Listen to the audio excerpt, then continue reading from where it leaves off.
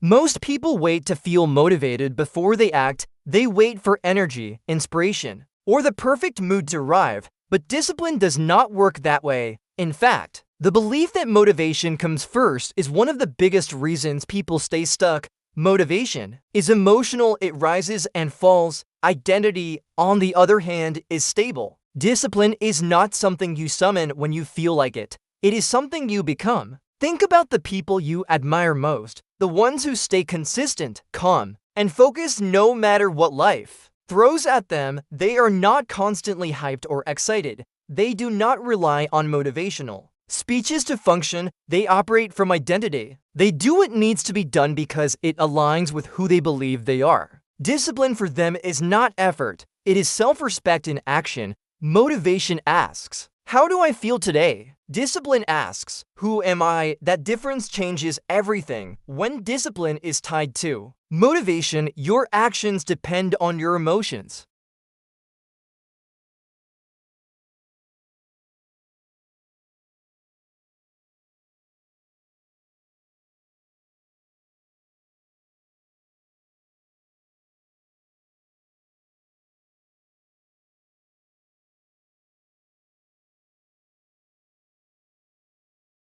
But trying is an identity built on uncertainty. The disciplined individual does not try, they train. They show up, they execute, not because it is easy, but because not doing so would violate who they are. Identity-based discipline is quiet. It does not announce itself. It does not seek validation. It is internal. When you identify as a disciplined person, skipping the work feels uncomfortable. Procrastination feels out of character. Quitting feels unnatural. This is why identity is far more powerful than motivation. Motivation pushes you forward temporarily. Identity pulls you forward permanently. Your brain is constantly working to stay consistent with how you see yourself. If you see yourself as someone who finishes what they start, you will feel internal pressure to complete tasks.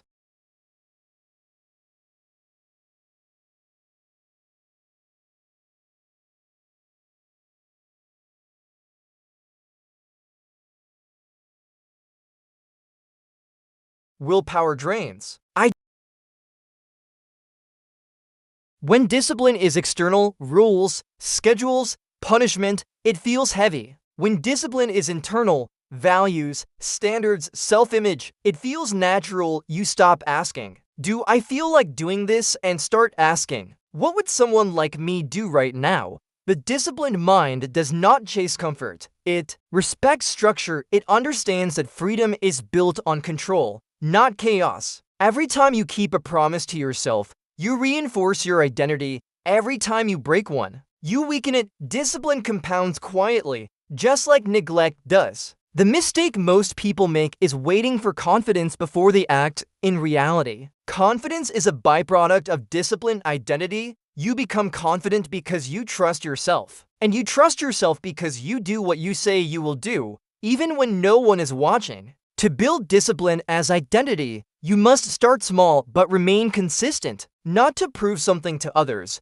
but to prove something to yourself. Each disciplined action is a vote for the person you are becoming. You do not need massive changes. You need non-negotiable standards. Standards remove emotion from decision-making. They simplify life. Ask yourself this: what kind of person never skips, even when it's inconvenient? What kind of person does the work when motivation disappears? That is the person you must decide to be, not someday, but now. Identity is a choice you reinforce daily. Discipline is not about being harsh with yourself. It is about being honest. Honest about what you want, honest about who you are willing to become. Comfort delays growth. Discipline accelerates it. The disciplined individual understands that temporary discomfort is the price of long-term control. If this perspective resonates with you, then you already understand that self-mastery is not about intensity. It is about consistency. It is not about hype. It is about standards.